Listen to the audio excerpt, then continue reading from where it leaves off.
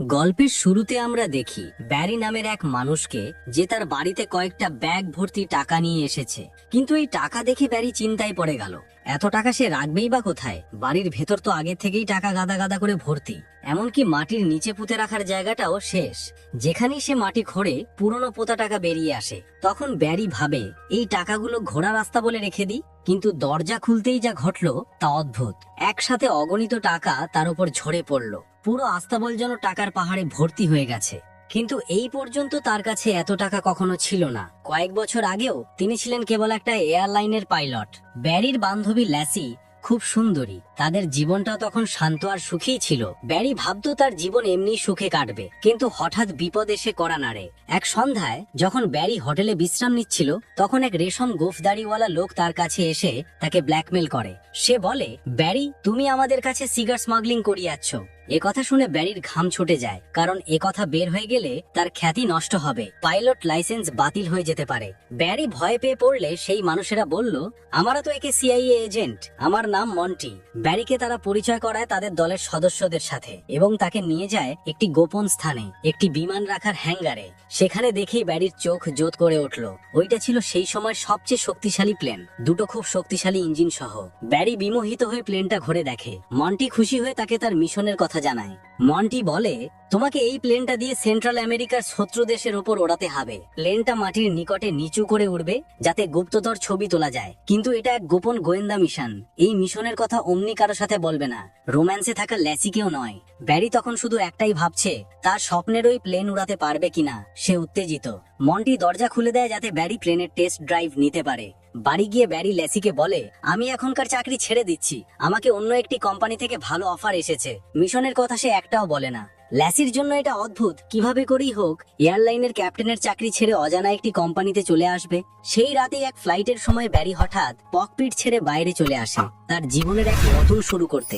এরপর থেকে ব্যারি মন্টির লোক হয়ে যায়। সে সেন্ট্রাল আমেরিকার ভিতরে ভিতরে প্লেন ওড়ায়, বিপজ্জনক সব কাজ করে, যাতে গুপ্ত চিত্রগুলো সংগ্রহ করা যায়। প্রতিবারের ভ্রমেই ঝুঁকি থাকে, কিন্তু ধীরে ধীরে ব্যারির কাছে এই ঝুঁকি ভরা কাজই আনন্দ দেয়।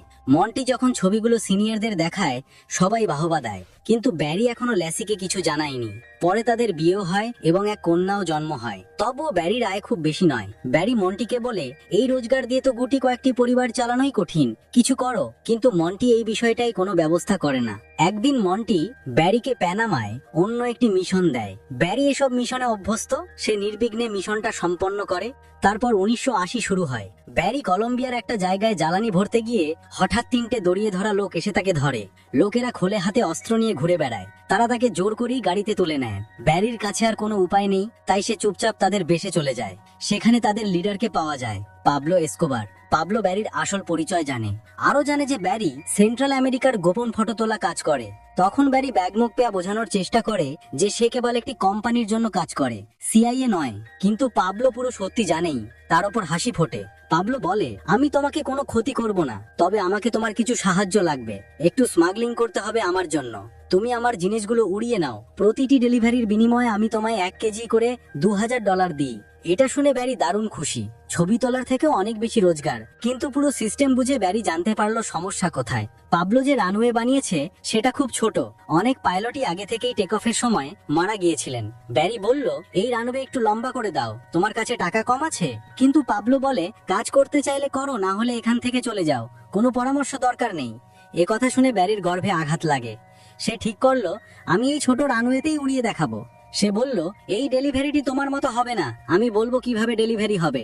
সে পাবলোকে জানালো একটি খোলা মাঠের কথা। সে প্লেনকে খুব নিচু করে নিয়ে গিয়ে মাল গিলে ফেলে দেবে, তুমি লোক পাঠিয়ে নিয়ে নেবে। পাবলো রাজি হলেন এবং মাল লোড করানো হলো। যখন উড়ার সময় হলো, ব্যারি দেখলো প্লেনের ভিতরে পাবলোর এক লোক পাইলট সিটে বসে আছে।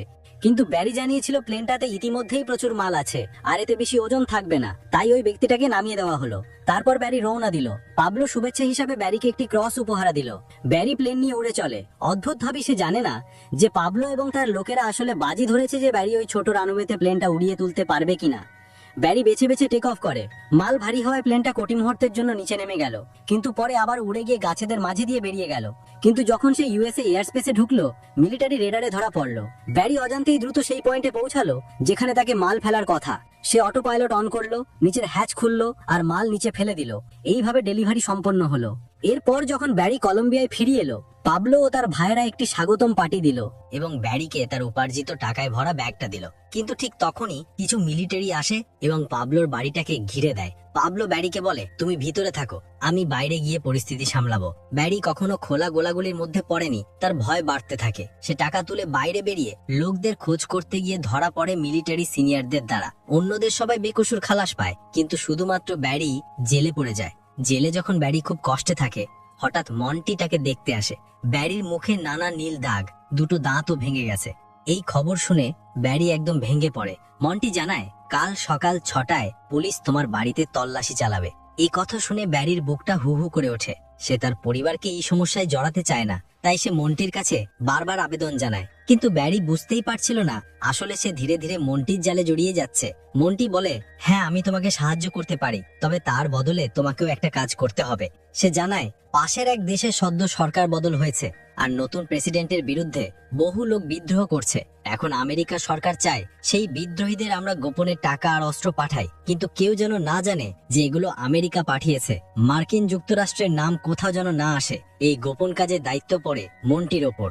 এখন মন্টির হাতে একজন দক্ষ পাইলটও আছে, ব্যারি। মন্টি ব্যারিকে বলে, তোমার ক্রিমিনাল রেকর্ড আমি মুছে দিতে পারবো না, তবে একটা উপায় আছে। তুমি তোমার পরিবার সহ বাড়ি বদলে ফেলো। একটা ছোট শহর আছে, নাম মিনা, ওখানে গিয়ে আমার সঙ্গে দেখা করো। ব্যারির সামনে আর কোনো পথ ছিল না, তাই সে বাড়ি ফিরে যায়। স্ত্রী লাইসি আর মেয়েকে ডেকে বলে, তোমরা তাড়াতাড়ি ব্যাগ গোছাও, আমাদের এখনই এখান থেকে বেরোতে হবে। ব্যারির আচরণে ল্যাসির সন্দেহ হয়। সে বারবার জানতে চায় এসব কি হচ্ছে, কিন্তু ব্যারি তখন কিছুই বোঝানোর অবস্থায় ছিল না। সে শুধু বলল, আমার উপর ভরসা রাখো। ভোর হতেই পুরো পরিবার সব জিনিস গুছিয়ে জায়গাটা ছেড়ে দেয়। তিনজন এসে পৌঁছায় মিনা নামে ছোট্ট শহরে, যেখানে মাত্র 2000 লোকের বাস।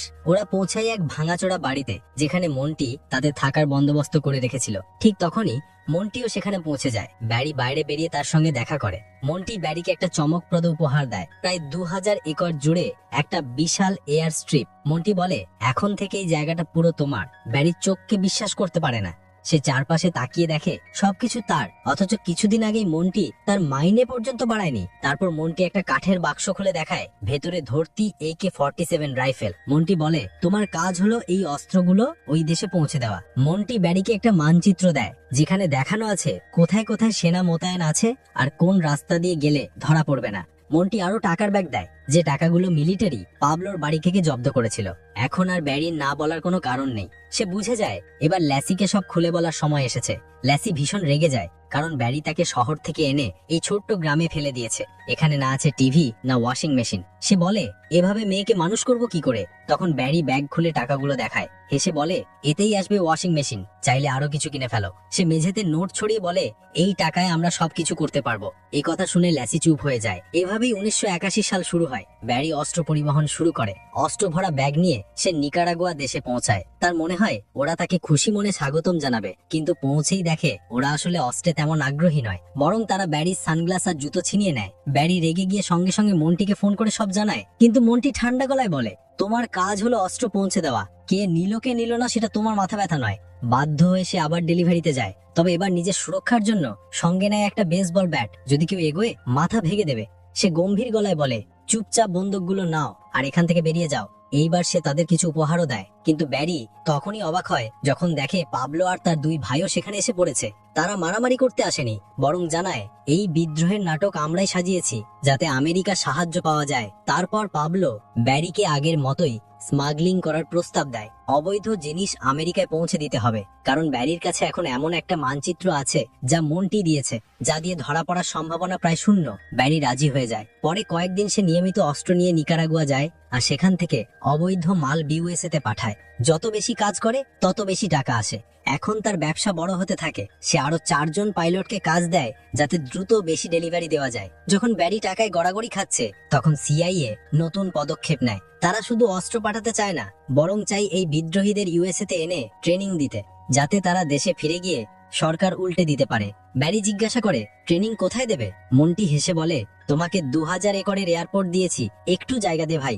ব্যারির তাতে কিছুই এসে যায় না। যেখানে সে অবৈধ মাল নামাচ্ছে, এখন সেখানে শুধু মানুষ নামানো হবে। কিন্তু সবকিছু যেমন সিআইএ ভেবেছিল তেমন হলো না।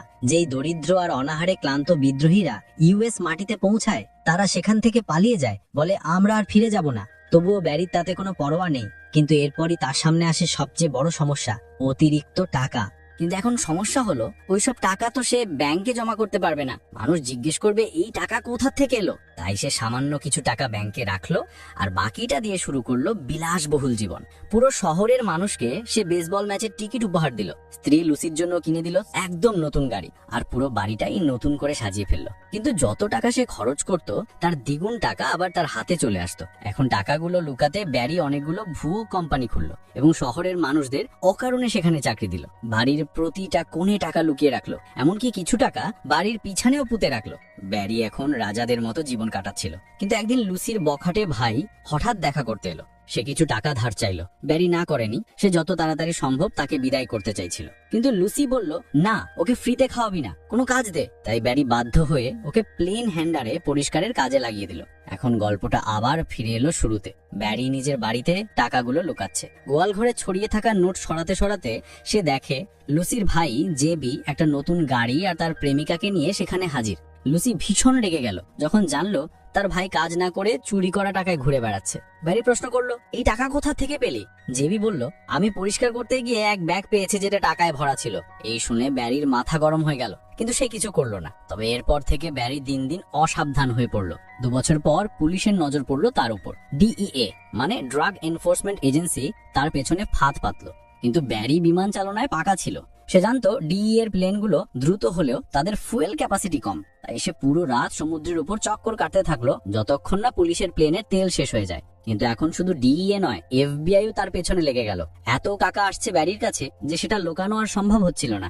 এফবিআই এজেন্টরা যখন তার শহরে এলো, তারা অবাক। চারদিকে ব্যাংক, দামি গাড়ি, সবাই হঠাৎ ধনী হয়ে গেছে। তারা ভাবতে লাগলো এই টাকার উৎস কোথায়। এক মিশনের সময় ব্যারি আবার বর্ডার প্যাট্রোলের নজরে এলো। এবার তারা ব্যারির মতো দেখতে আরো 2টা প্লেন পাঠালো যাতে সে পালাতে না পারে। কিন্তু ব্যারি রেগে গিয়ে হাইওয়ের উপরেই প্লেন ল্যান্ড করলো। নেমেই রাস্তায় থাকা বাচ্চাদের দেখে কিছু টাকা ছুড়ে দিল, তাদের সাইকেলটা নিয়ে উধাও হয়ে গেল। তবে এর মধ্যেই প্যাবলোর ফোন এলো। ডিএ এখন তার পেছনেও লেগে গেছে, তাই সে কলম্বিয়া ছেড়ে নিকারাগুয়ায় পালিয়েছে। ব্যারিও তার সঙ্গে দেখা করতে সেখানে গেল। এই সময় জেবি বাড়িতে একটা টাকার ব্যাগ নিয়ে নিজের নতুন গাড়ি নিয়ে মজা করতে বেরোলো। একটা রেস্টুরেন্টে ঢুকতেই দেখে ভেতরে পুলিশ বসে খাচ্ছে।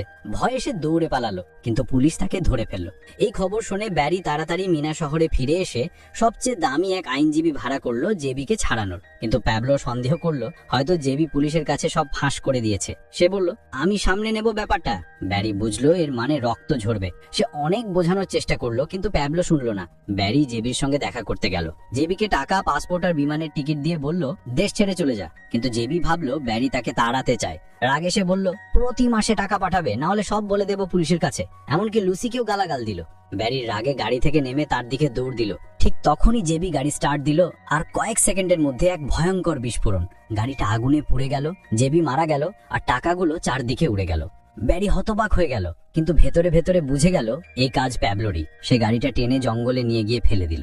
এদিকে সিআইএ জানতে পারলো যে অস্ত্রগুলো নিকারাগুয়ায় পাঠানো হয়েছিল সেগুলো এখন মাদক পাচারকারীদের হাতে চলে গেছে। আর যাদের ট্রেনিং দিতে আনা হয়েছিল তাদের অল্প কয়েকজনই ফিরেছে। এতে সিআইএ বুঝে গেল এটা বিশাল ভুল হয়েছে। তারা মন্টিকে বলল, মিশনটা বন্ধ করো। ব্যারি জিজ্ঞেস করলো, এখন আমার জন্য কোনো কাজ নেই? মন্টি বলল, আমার পরের নির্দেশের অপেক্ষা করো। ব্যারি বুঝলো সে এখন পরিত্যক্ত। পরের দিন মন্টি অফিসে গিয়ে বলল, ব্যারির সঙ্গে সম্পর্কিত সব ডকুমেন্ট জ্বালিয়ে দাও। অন্যদিকে ব্যারি পালানোর প্রস্তুতি নিচ্ছিল, কিন্তু ঠিক তখনই ডিইএ, এফবিআই, পুলিশ সবাই একসঙ্গে হানা দিল। তারা ব্যারিকে ধরে নিয়ে গেল আদালতে। ব্যারি তাদের ঘুষ দেওয়ার চেষ্টা করলো।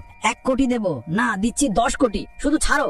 কিন্তু হঠাৎই ফোন বেজে উঠলো। প্রসিকিউটর এসে বলল তাকে মুক্ত করে দাও। ব্যারি অবাক। তাকে গাড়িতে তুলে নিয়ে যাওয়া হলো। সে ভাবলো হয়তো মন্টির লোকেরা এসেছে, কিন্তু তাকে সরাসরি নিয়ে যাওয়া হলো হোয়াইট হাউসে। সেখানে প্রেসিডেন্টের সঙ্গে দেখা করতে হলো। সিআইএ ডিরেক্টর আর আর্মি কর্নেল জানালো এই একবার শেষ মিশন করতে হবে। প্যাবলোর সঙ্গে দেখা করে এমন ভাবে মিটিং করতে হবে যাতে গোপনে ছবি তোলা যায়, যা প্যাবলোর বিরুদ্ধে প্রমাণ হিসেবে থাকবে।